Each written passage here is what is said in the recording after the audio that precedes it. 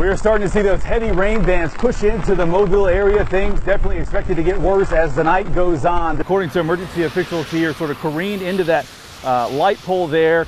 Bear with me, I'm the reporter and the photographer here, so I'm just going to zoom in and give you a closer look at this scene.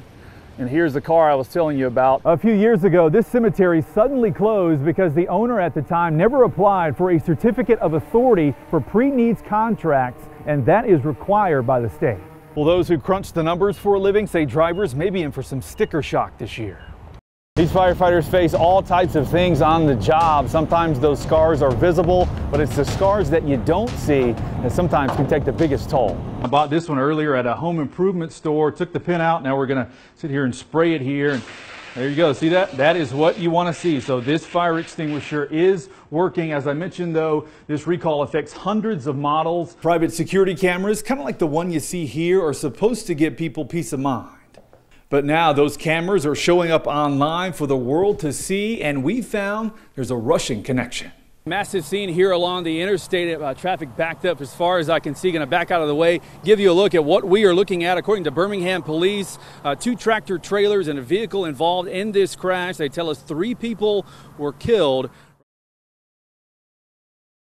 I was diagnosed April 21st of last year, 2016, and I'd had some problems going on that I just wrote off as something else, and finally decided to go have a colonoscopy.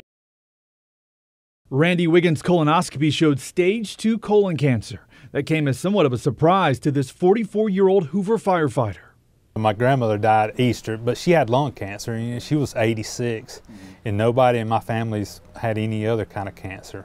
Wiggins feels his diagnosis could be job-related. It kind of makes you wonder that, no family history or anything like that, and we do, with all the materials that are made now, it's a lot worse than what it was 20 years ago.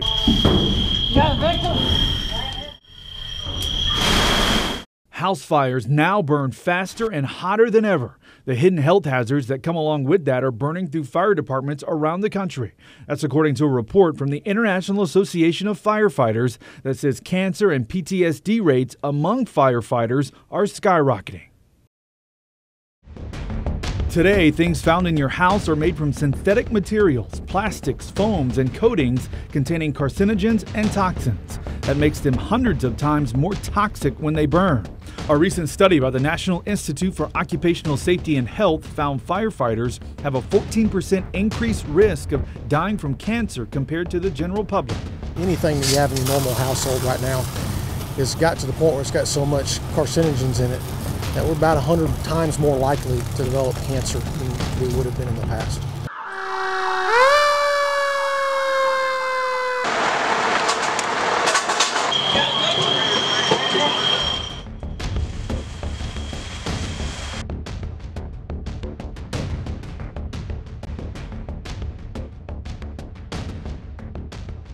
We're trying to knock it down from the outside, lower the temperature threshold so that our people can enter in. But by doing that, we're also releasing a lot of smoke too, and changing that smoke and the composition of that smoke to a different level. To combat the growing health risk, Fire Chief Chuck Wingate says after every house fire, firemen are immediately washed off and their gear is cleaned as well. He believes those toxins could lead to serious health problems. 15 years ago, you wanted the dirtiest gear. You wanted to, just because that's what you do. Now today, you think about all the bad stuff that's out inside the fires and stuff like that. So you want to take care of yourself and take care of your family, because you don't want to take anything home to them neither. Hoover firefighters go through comprehensive physicals each year, which include cancer screenings. We know early detection is key. The department has caught some cancers like prostate early. Because of the toxins these first responders face, Chief Wingate is now looking into recent studies that recommend firefighters get colonoscopies starting at age 40 instead of 50. The main thing is we're trying to catch it as early as possible. If a firefighter is diagnosed with cancer, he or she could be eligible for a number of workers' compensation benefits. Those are known as presumptive disability laws. 34 states, including Alabama, have some form of these laws on the books. She lived to the ripe old age of 96. Oh, wow. She had a good life. A day before Rhonda Montgomery was supposed to bury her mother, she got a call from George Washington Carver Memorial Cemetery saying there's not enough room to bury her. The manager here at Carver called me and said that I needed to come out there and pick another plot because my mother can't be buried in the plot I purchased for her in 2001. Shock didn't even begin to describe how Rhonda felt about that call. I just never dreamed something like this would happen, and time comes for me to lay her to rest. Rhonda wanted her mother to be buried next to her father, but she says the cemetery told her the person buried next to her mother's plot is in an oversized casket. She says the cemetery offered to put her mother somewhere else. Needless to say, I did not want to put her anyplace else. I don't see anywhere else to put her. You want them together because you paid for it. Right. For 2 months, her mother's body has been at Smith and Gaston Funeral Home. Rhonda says she's tried to get in touch with the cemetery. They're not even trying to meet me halfway on anything. As a matter of fact, they're not even trying to talk to me now. We want to know, how does that happen?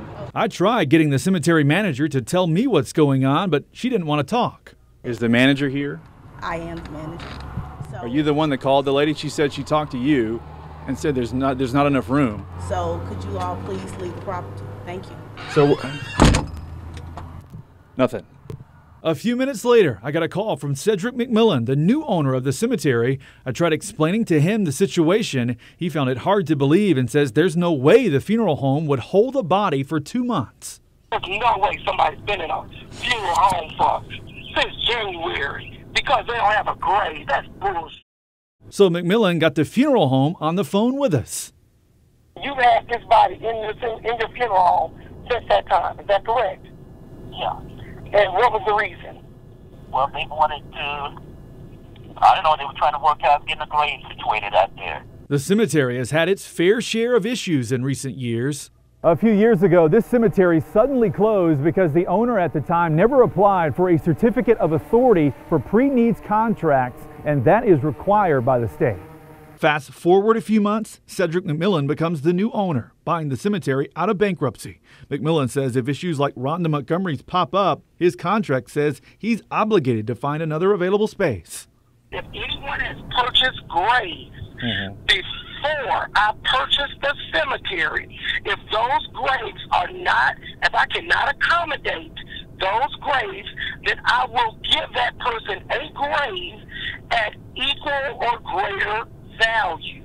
McMillan says he's not going to start digging up graves so people can be buried next to each other. I cannot pull the two people beside them up out of the ground. That's improper.